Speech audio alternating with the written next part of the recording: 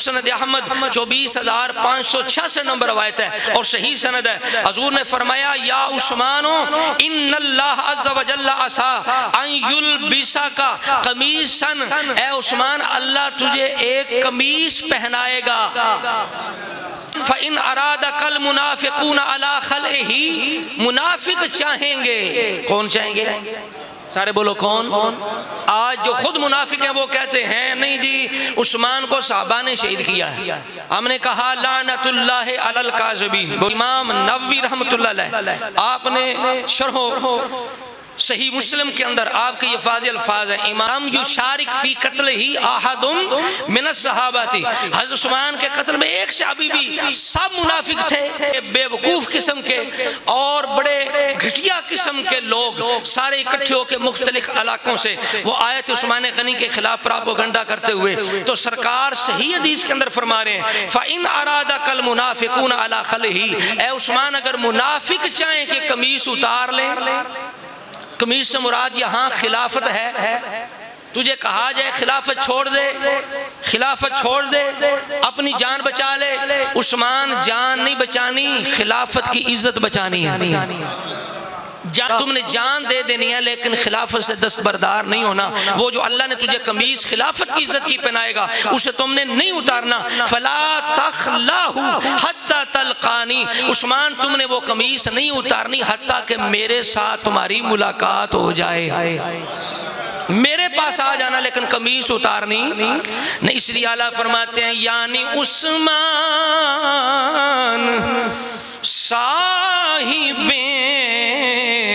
قمیص ہدا، یعنی عثمان صاحب قمیص ہدا، یعنی عثمان صاحب قمیص ہدا، اللہ پوشے شہادت پیلا، پڑھئے پڑھئے اللہ پوشے شہادت پیلا، اللہ پوشے شہادت پہ۔ یہی حال حضرت عثمان ذوالنورین کا ہوا، جتنے بھی جناب نئے نئے علاقے فتح ہوئے ہیں، کوئی مجوسی، کوئی یہودی، کوئی عیسائی، کوئی جناب کسی عقیدے کسی نظریے سے، ان کے اندر اسلام کے خلاف انتقام کی آگ ہے، انتقام کا ایک غصہ ہے۔ جناب انہوں نے دیکھو ہمارے علاقے فتح کر لیے، پھر دن بدن اسلام کی بڑھتی ہوئی عزت وہ حسد کرنے لگے، انہوں نے کہا میدان میں تو اہل اسلام سے مقابلہ نہیں کر سکتے، ان کی جمعیت توڑنے کے لیے، طاقت توڑنے کے لیے کوئی ایسا جناب چکر چلیں، کوئی ایسا پراپوگنڈا کریں، ایسی گیم چلیں مسلمانوں کو نقصان پہنچے۔ انہوں نے کیا کیا؟ ایک بندہ عبداللہ بن سبا ابن سودا، کالی ماں کا بدبخت یہودی، اس کو انہوں نے تیار کیا، وہ مدینے آیا، حضرت علی مرتضیٰ کے ارد گرد، حضرت عثمان کے ارد گرد، صحابہ نے سمجھ گئے اپنی بصارت سے کہ یہ کوئی 2 نمبر منافق ہے۔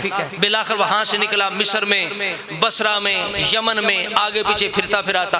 اگر آپ نے تفصیل پڑھنی ہو تاریخ تبری اردو بھی مل جاتی، آپ عثمان غنی کے قتل کے اسباب پڑھ سکتے ہیں، پوری تحریک، پورا عنوان ہے عبداللہ بن سبا کی تحریک، پورا اس کا تعارف ہے کہ یہودی ہے، آپ خود تاریخ میں پڑھ سکتے ہیں۔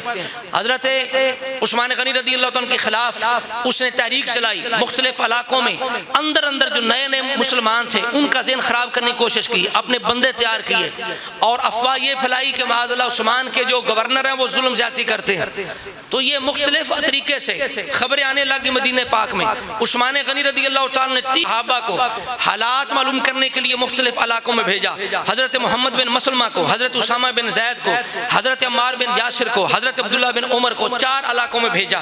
انہوں نے جا کے حالات کا جب جائزہ لیا تو بظاہر کچھ بھی نہیں تھا، لوگ بڑے سکون امن کے اندر تھے، وہ اندر اندر کوئی تحریک جاری تھی، کوئی فتنہ چل رہا تھا اندر اندر۔ یہ الفاظ تاریخ دمشق کے اندر، تاریخ تبری کے اندر یہ موجود ہیں۔ صحابہ نے آ کے کہا ای الناس و لوگو واللہ ما انکرنا شیئا ولا انکرہ اعلام المسلمین ولا عوامہم، ہم نے کہیں بھی کوئی بھی ایسی عجیب اور غلط چیز نہیں دیکھی، سارے بندے خوش ہیں، عثمان پہ راضی ہیں، کوئی کسی کو شکوہ نہیں، کوئی اعتراض نہیں ہے، لیکن اندر سے یہ نظام چل رہا تھا۔ اس سے بھی بڑھ کر عثمان غنی نے ایک تو یہ طریقہ اختیار کیا، اس کے بعد حج کا موسم آ گیا، آپ نے فرمایا حج پر جتنے لوگ سمجھتے ہیں کہ ہم مظلوم ہیں، ہمارے ساتھ ظلم ہوئے ہیں، گورنروں کو بھی حکم دیا سارے جمع ہو جاؤ، حاضر ہو جاؤ، اور ان لوگوں سے بھی کہا جس کے ساتھ ظلم ہوا وہ آ جائے، بالکل میرے ساتھ آ کے خود اپنا حق طلب کر سکتا ہے۔ تو حضرات گرامی حج کے موقع پر گورنر بھی آ گئے، لیکن کوئی ایک بندہ بھی مظلوم نہ آیا جس نے یہ کہا کہ میرے ساتھ کسی نے ظلم کیا، یعنی یہ سارا کچھ پراپوگنڈا تھا، سارا کچھ جھوٹ تھا جو اندر اندر چل رہا تھا۔ حضرات گرامی قدر جب وہاں سے فارغ ہوئے عثمان غنی رضی اللہ تعالی عنہ، تو حضرت امیر معاویہ رضی اللہ تعالیٰ عنہ سمجھ گئے کہ یہ فتنہ جو چل رہا ہے نا عثمان غنی کو اس سے خطرہ ہے۔ آپ نے عرض کی کہ آپ کو میں گزارش کرتا ہوں کہ آپ اس طرح کریں، میرے ساتھ شام چلے جائیں، کہیں آپ کو شہید نہ کر دیا جائے۔ حضرت عثمان غنی نے فرمایا نہ، یہ کیسے ہو سکتا ہے کہ میں رسول اللہ کا شہر چھوڑ دوں، رسول اللہ کی ہمسائیگی چھوڑ دوں، رسول اللہ کا دیار چھوڑ کے مدینہ چھوڑ کے میں دور چلا جاؤں؟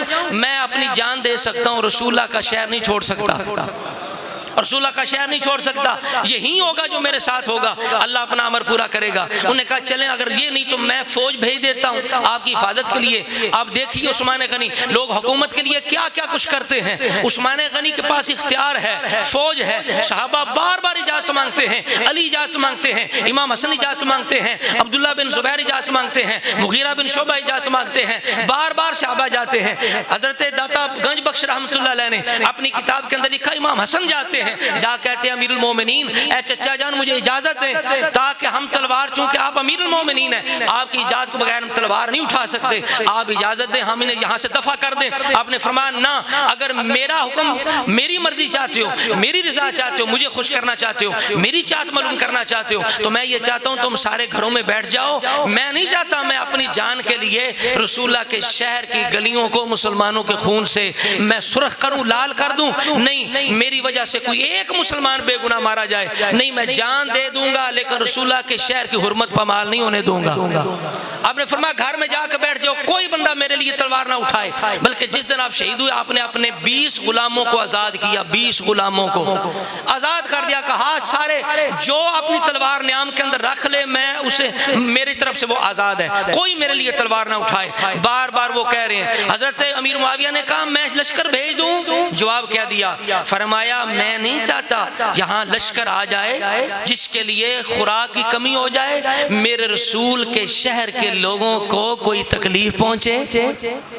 اونچا کہہ دیں سبحان اللہ۔ میں یہ نہیں چاہتا کہ میں اپنی جان بچانے کے لیے پورے مدینے کو جناب پریشان کروں، حضور کے صحابہ کو پریشان کروں، اہل مدینہ کو پریشان کروں۔ ظاہر ہے جب لشکر آئے گا انہیں خوراک کی بھی ضرورت ہوگی، انہیں پانی کی بھی ضرورت ہوگی، ان کے مسائل بھی ہوں گی، ان کی ضرورتیں بھی ہوں گی، تو وہ ساری پوری کی جائیں گی۔ تو میں اہل مدینہ کو مسائل میں نہیں دھکیلنا چاہتا، بس آپ میرے لیے دعا کریں۔ آپ نے فرمایا حسبی اللہ و نعم الوکیل، مجھے اللہ کافی ہے۔ حضرات گرامی قدر بالآخر کیا ہوا؟ ان بلوائیوں نے آ کے مدینہ پاک محاصرہ کر لیا، حضرت عثمان کو مجبور کر دیا گھر میں۔ 40 دن محاصرہ رہا۔ کتنے دن؟ 40 دن۔ سب سے پہلے انہوں نے حضرت عثمان جب خطبہ دے رہے تھے جمعے کا تو ان ظالموں نے پتھر برسانا شروع کر دیے، عثمان غنی زخمی ہوئے، بے ہوش ہو گئے۔ اس کے بعد انہوں نے آپ کا مسجد میں نماز پڑھنا بند کر دیا، محاصرہ تنگ کر لیا۔ پھر جب چند دن رہ گئے تو کھانا طعام کا سلسلہ بھی بند ہو گیا، پانی کا سلسلہ بھی بند ہو گیا، اور ایک وقت ایسا بھی آیا کہ گھر میں پینے کے لیے پانی نہیں ہے، اور حضرت عثمان کے بیٹے جا کے مولا علی سے کہتے ہیں چاچا جان پانی بند ہو گیا۔ حضرت علی گئے، خود آپ نے پانی پہنچانے کی کوشش کی کہ کربلا میں امام حسین کے ساقی کون تھے؟ عباس بن علی۔ کون تھے بولی؟ عباس بن علی۔ اور عثمان جب پیاسے ہوئے مدینے میں تو اس وقت عثمان غنی کے ساقی تھے علی المرتضی، امام حسن، امام حسین، دیگر صحابہ اکرام۔ ام سلمہ ام المومنین نے پانی پہنچانے کی کوشش کی، لیکن ظالموں نے رسول اللہ کی زوجہ مومنوں کی ماں کا بھی حیا نہ کیا، تیر چلائے اور مشقیں زخمی کر دی، پانی سارا ضائع ہو گیا. صحابہ پھر بھی پانی پہنچانے کی کچھ نہ کچھ کوشش کرتے. کئی دن تک پانی بند رہا. پانی بند کرنے کی انہوں نے کوشش کی. بالآخر جب آخری آپ کا بالکل دن قریب آ گیا تو آپ نے حجت قائم کرنے کے لیے, جس طرح امام حسین نے کربلا میں آخری حجت قائم کی کہ مجھے پہچان لو میں کون ہوں, کوئی بھی فیصلہ کرنے سے پہلے دیکھ لو میں کون ہوں, کل تمہیں پچھتاوا نہ ہو. حجت قائم کی. اسی طرح عثمان غنی چھت پہ چڑھے اور کہا لوگو میں تم سے پوچھتا ہوں, کیا تمہیں پتا ہے, اللہ کا واسطہ دیتا ہوں, کیا تمہیں پتا ہے جب رسول اللہ مدینے میں آئے تھے تو میٹھے پانی کا کنواں کوئی نہیں تھا, یہودی کے پاس تھا, وہ پانی نہیں مسلمانوں کو پینے دیتا تھا. رسول اللہ نے فرمایا من یشتری بئر رومتا فیجعل دلوہ ما دعاء المسلمین بخیر اللہ منہ فی الجنہ. رسول اللہ نے فرمایا تھا جو یہ کنواں خرید کے مسلمانوں کے لیے وقف کر دے اللہ اسے بہتر اس سے جنت میں اجر عطا فرمائے گا. انہوں نے کہا بالکل اللہم نعم, بالکل ساڑھے کو کوئی جواب ہی نہیں, بالکل اسی طرح کی بات ہے, بالکل یہ بات صحیح ہے. پھر آپ نے عثمان غنی نے فرمایا دوسری بات, تمہیں پتا ہے کہ جب مسجد نبی تنگ ہو گئی تو رسول اللہ نے فرمایا تھا من یشتری بقعۃ آل فلان فیزید دہا فی المسجد, مسجد کو وسیع کر دے بخیر اللہ منہ فی الجنہ, اللہ کریم جنت میں اسے بہتر اجر عطا کرے. انہوں نے کہا بالکل ایسے ہی ہے نہ, اللہم نعم بالکل ایسے ہے. آپ نے مسجد نبی کو وسیع کیا, آپ نے کنویں کو خرید کے مسلمانوں کے لیے وقف کیا.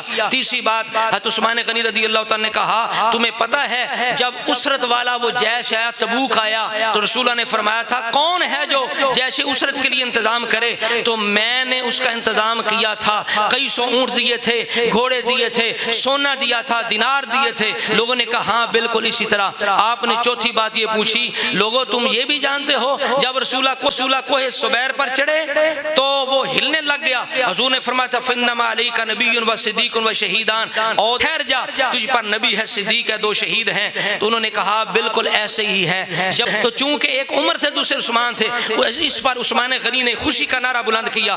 3 مرتبہ آپ نے فرمایا اللہ اکبر شاہدوا لی ورب الکعبۃ انی شہید, تم نے خود گواہی دے دی ہے میں شہید ہوں, تم مان گئے ہو میں شہید ہوں. اگر میں شہید ہوں تو مجھے قتل کرنے والے کون ہیں؟ اگر میں رسول اللہ کی زبان پر شہید ہوں تو تم کون ہو؟ تمہارا اسلام کے ساتھ کیا تعلق ہے؟ رسول اللہ نے اس لیے فرمایا تھا فَإِنْ أَرَادَكَ الْمُنَافِقُونَ, منافق چاہیں تیری قمیص اتاریں یعنی خلافت چھینے, تم نے جان دے دینی ہے لیکن خلافت سے دستبردار نہیں ہونا. اب آخری واقعہ سن لیں. جس دن حضرت عثمان شہید ہوتے ہیں رات کو خواب دیکھتے ہیں. حضرت عبداللہ بن سلام دوسرے صحابہ جاتے ہیں, حضرت عثمان کہتے ہیں کہ میں نے رات میں خواب دیکھی, خواب میں رسول اللہ کو دیکھا ہے. آپ کہتے ہیں انی رأیت رسول اللہ البارحۃ فی المنام, رات کو میں نے خواب میں رسول اللہ کو دیکھا. ورأیت ابا بکر و عمر, ساتھ ابو بکر بھی ہیں ساتھ عمر بھی ہیں. وانہم قالوا لی, انہوں نے مجھے کہا اصبر, صبر کرو عثمان, صبر کرو. فإنک تفطر عندنا القابلہ, بس صبر کرو, صبح جو روزہ رکھ رہے ہو وہ روزہ ہمارے پاس آ کے افطار کرو گے. اسی طرح ہوا حضرات گرامی قدر, پہلے آپ نے غلام آزاد کیے, شہادت کی تیاری, آپ نے قرآن مجید منگوا لیا, ثم دعا, آپ نے بے مصحف قرآن پاک منگوایا, فنشرہ بین یدی, اسے کھول لیا اپنے سامنے, فقتل وہو بین یدی, آپ اس حال میں شہید کیے گئے کہ وہ جناب قرآن مجید آپ کے سامنے کھلا ہوا تھا. آپ تلاوت قرآن کے دوران شہید ہوئے. حضرات گرامی قدر بندہ جس حال میں شہید ہوگا اسی حال میں اٹھے گا. عثمان تلاوت قرآن کرتے شہید, جو جہاں شہید ہو وہ جگہ گواہی دے گی. کسی کی گواہی میدان بدر, کسی کی گواہی میدان احد, میدان خیبر, کسی کی گواہی کوئی میدان کربلا. عثمان کی گواہی رب کا قرآن, جہاں خون گرے گا وہ جگہ گواہی دے گی. حضرت عثمان کا خون کہاں گرا؟ قرآن پہ. کہندہ جے خوب پانی دے وقف کیتے, جے خو پانی دے وقف کیتے, او دی یار شہادت آلائے. جے خو پانی دے وقف کیتے, او دی یار شہادت آلائے. رہ بھکیاں تسیاں تیبہ وچ, خوددار شہادت آلائے. او دا ساکی یارو ہے نالے پہرےدار حسنین سونے قرآن نو پڑھ دیاں سائیں کیسر لکھوار شہادت آلہ